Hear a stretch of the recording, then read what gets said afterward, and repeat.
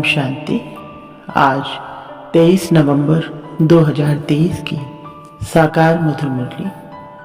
आज की मधुर मुरली के सार में मीठे मीठे बाप दादा ने कहा, मीठे बच्चे, देह अभिमान है रुलाने वाला, देही अभिमानी बनो तो पुरुषार्थ ठीक होगा, दिल में सच्चाई रहेगी, बाप को पूरा फॉलो कर सकेंगे।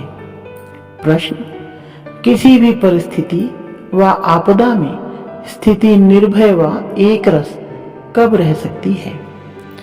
उत्तर, जब ड्रामा के ज्ञान में पूरा पूरा निश्चय हो, कोई भी आफत सामने आई तो कहेंगे यह ड्रामा में था, कल्प पहले भी इसे पार किया था, इसमें डरने की बात ही नहीं। परंतु बच्चों को महावीर बनना है, जो बाप के पूरे मददगार सपूत बच्चे हैं, बाप के दिल पर चढ़े हुए हैं।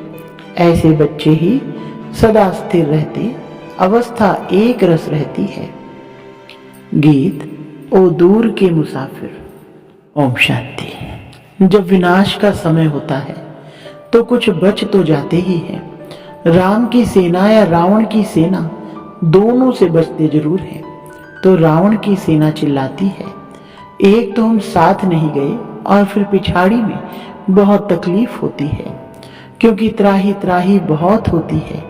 तुम बच्चों में भी अनन्य जो हैं वही लायक होंगे विनाश देखने के, वही हिम्मत वाले होंगे। जैसे अंगद के लिए बतलाते हैं कि वह स्थिर रहा ना, विनाश सिवाय तुम बच्चों के और कोई देख ना सके। त्राही त्राही ऐसी होती है जैसे ऑपरेशन होने के समय कोई खड़े नहीं हो सकते हैं। यह तुम सामने देखते रहेंगे, हाहाकार होता रहेगा। जो अच्छे अनन्य बच्चे बाबा के मददगार सपूत बच्चे हैं, वह दिल पर चढ़े हुए हैं। हनुमान कोई एक नहीं था, सब हनुमान महावीरों की ही माला है। रुद्राक्ष माला होती है ना, रुद्र भगवान की भी जो माला है उसका नाम ही है रुद्रमाला। रुद्राक्ष एक बहुत कीमती बीज होता है। रुद्राक्ष में भी कोई रियल कोई आर्टिफिशियल होते हैं। वही माला 100 रुपए की भी मिलेगी, वही माला 2 रुपए की भी मिलेगी। हर एक चीज ऐसे है, बाप हीरे जैसा बनाते हैं, उसकी भेंट में सब आर्टिफिशियल ठहरे। सच परमात्मा के आगे सब झूठे वर्थ नॉट अ पेनी है। एक कहावत है ना, सूर्य के आगे अंधेरा कभी छिप नहीं सकता। अब यह है ज्ञान सूर्य, उनके आगे अज्ञान कभी छिप नहीं सकता। तुमको सच्चे बाप द्वारा सच मिल रहा है। तुम जानते हो सच्चे ईश्वर बाप के लिए मनुष्य जो बोलते हैं वह झूठ है।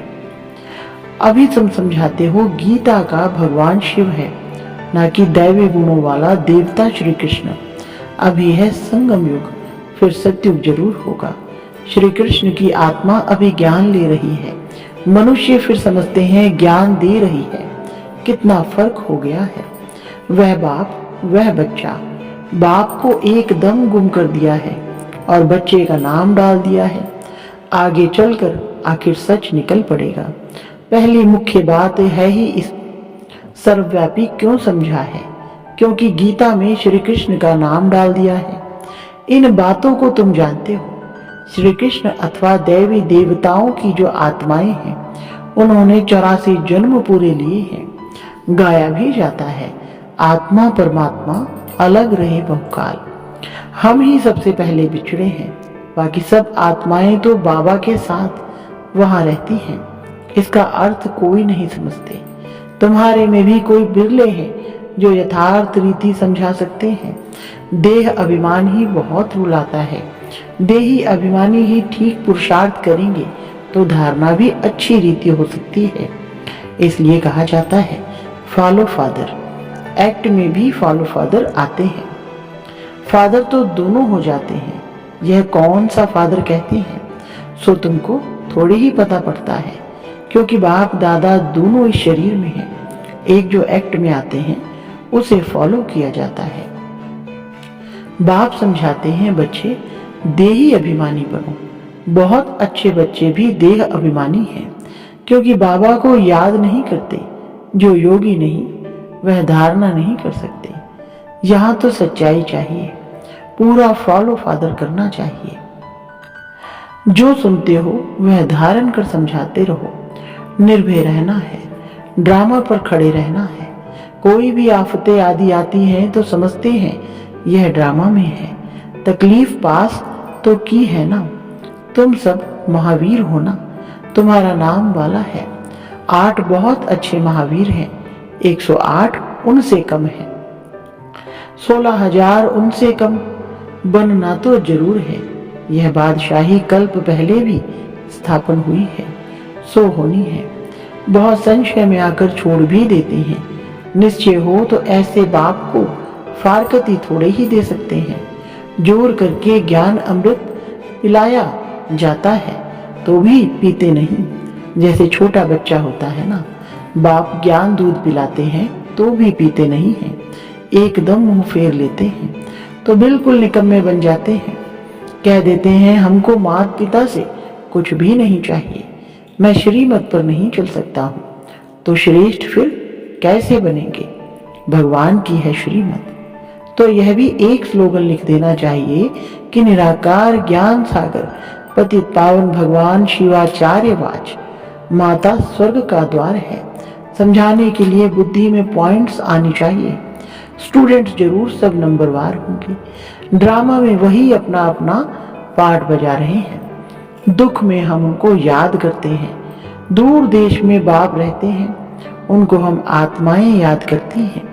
दुख में सिमरन सब करें, सुख में एक भी नहीं करते हैं। अभी तो दुख की दुनिया है ना। यह समझाना बहुत सहज है। पहले पहले तो समझाना है कि बाप है स्वर्ग की स्थापना करने वाला, तो क्यों नहीं हमको स्वर्ग की बादशाही मिलनी चाहिए। यह भी जानते हैं सब तो वर्षा नहीं पाएंगे। सब स्वर्ग में आ जाएं तो फिर नरक हो ही नहीं, वृद्धि कैसे हो। यह तो गाया हुआ है। भारत अविनाशी खंड अर्थात अविनाशी बाप का बर्थ प्लेस है। भारत ही स्वर्ग था। हम खुशी से बोलते हैं 5000 वर्ष पहले स्वर्ग था। बरोबर स्वर्ग के मालिकों के चित्र तो है ना। कहते भी हैं क्राइस्ट से 3000 वर्ष पहले भारत हेवन था। जरूर भारत में ही सूर्यवंशी चंद्रवंशी थे। चित्र भी उनके हैं। कितना सहज है। बुद्धि में यह नॉलेज चलती है। बाबा की आत्मा में यह नॉलेज थी तो हम आत्माओं को भी धारण कराई है। वह है ही नॉलेजफुल। फिर कहते भी हैं कि इस प्रजापिता ब्रह्मा द्वारा राजयोग सिखलाता हूँ, जिससे वह राजाओं का राजा बन जाते हैं। फिर यह नॉलेज प्रायलोप हो जाएगी। अब ज्ञान फिर से तुमको मिल रहा है तो अब तुम बच्चों को चैलेंज देनी है। इसमें बड़ी अच्छी फर्स्ट क्लास बुद्धि चाहिए। बाबा अपने पास कभी भी ऊंची वस्तु नहीं रखते। कहेंगे इतने मकान आदि बनाए हैं, वह भी बच्चों के रहने के लिए बनाए हैं, नहीं तो बच्चे कहाँ आकर रहेंगे। एक दिन तो सब मकान अपने हाथ आ जाएंगे। भगवान के दर पर भक्तों की भीड़ तो होनी ही है ना। उन्होंने तो बहुत भगवान बना दिए हैं। प्रैक्टिकल में तो यह है ना। तुम समझते हो कितनी भीड़ होगी। दुनिया में तो बहुत अंधश्रद्धा है। मेले लगते हैं तो कितनी भीड़ हो जाती है।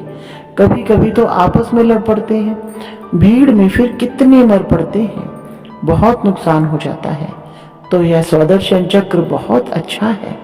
स्लोगन भी जरूर लिख देना चाहिए। पिछाड़ी में माताओं के आगे सभी को झुकना है। शक्तियों के ऐसे चित्र बनाते हैं। बाप बच्चों के लिए ज्ञान बारूद बनवाते हैं। कहते हैं सिद्ध करो। वह तो सहज है। भक्त भगवान को याद करते हैं। साधु साधना करते हैं भगवान से मिलने लिए। गॉड को फादर कहा जाता है। बरोबर हम उनकी संतान ठहरे। ब्रदरहुड कहते हैं ना। चीनी हिंदू भाई भाई हैं तो बाप एक हुआ ना। जिस्मानी रूप में फिर बहन भाई हो जाते हैं। विकारी दृष्टि हो ना सके, यह युक्ति है पवित्र रहने की। बाप भी कहते हैं काम महाशत्रु है, परंतु जब कोई समझे मुख्य एक बात है, भगवान सबका बाप है। बाप स्वर्ग की स्थापना करने वाला है तो जरूर बाप से वर्षा मिलना चाहिए। वर्षा था अब गवाया है। यह सुख दुख का खेल है, यह अच्छी रीति से समझाना चाहिए। अच्छा, मीठे मीठे सिकलधे बच्चों प्रति माता पिता बाप दादा का याद प्यार और गुड मॉर्निंग। रूहानी बाप की रूहानी बच्चों को नमस्ते। रूहानी बच्चों की रूहानी बाप दादा को नमस्ते जी। धारणा के लिए मुख्य सार नंबर 1, सच्चाई को धारण कर बाप की हर एक्ट को फॉलो करना है। ज्ञान अमृत पीना और पिलाना है। निर्भय बनना है। नंबर 2, हम भगवान के बच्चे आपस में भाई भाई हैं। इस स्मृति से अपनी दृष्टि वृत्ति को पवित्र बनाना है। वरदान, हर एक की विशेषता को देखते उन्हें सेवा में लगाने वाले दुआओं के पात्र भव। विस्तार, जैसे बाप दादा का हर एक बच्चे की विशेषता से प्यार है और हर एक में कोई ना कोई विशेषता है, इसलिए सबसे प्यार है, तो आप भी हर एक की विशेषता को देखो। जैसे हंस रत्न चुगता है, पत्थर नहीं, ऐसे आप होली हंस हो। आपका काम है हर एक की विशेषता को देखना और उनकी विशेषता को सेवा में लगाना। उन्हें विशेषता के उमंग में लाकर उन द्वारा उनकी विशेषता सेवा में लगाओ, तो उनकी दुआएं आपको मिलेंगी और वह जो सेवा करेगा उसका शेयर भी आपको मिलेगा। स्लोगन, बाप दादा के साथ ऐसे कंबाइंड रहो जो आप द्वारा दूसरों को बाप की याद आ जाए। अच्छा, ओम शांति।